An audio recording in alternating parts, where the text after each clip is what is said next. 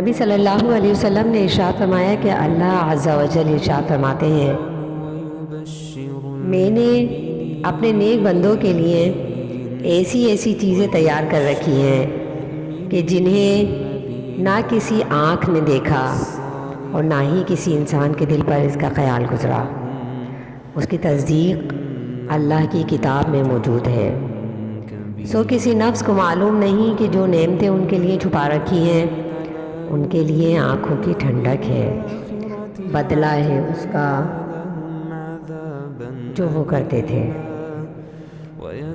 اس کا مطلب یہ ہے کہ آنکھ نے اس نعمت کی ذات کو محسوس طور پر نہیں دیکھا، بلکہ اس کی حسین صورت پوشیدہ ہے۔ کسی کان نے اس کی حقیقی صفت سنی اور نہ وہاں کی اچھی آوازیں کانوں میں پڑی ہیں۔ اس کی اصلی ماہیت اور عیش و عشرت کا تصور کسی کے دل پر نہیں گزرا۔ مطلب یہ ہے کہ دنیا میں جنت کی اصل نعمتوں تک نہ کسی کی پہنچ اور رسائی ہے اور نہ اس پر کسی کو احاطہ ہے۔ ہاں، پہنچنے کے بعد سب کچھ کامیاب انسانوں پر عیاں ہو جائے گا۔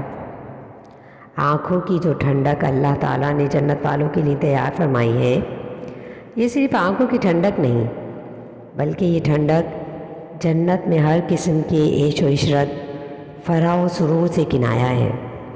گویا جنت پہنچنے والوں کو دل و جان سے قرار ہو جائے گا، جیسے کوئی تھکا ماندہ مسافر گھر پہنچ کر آرام کرتا ہے۔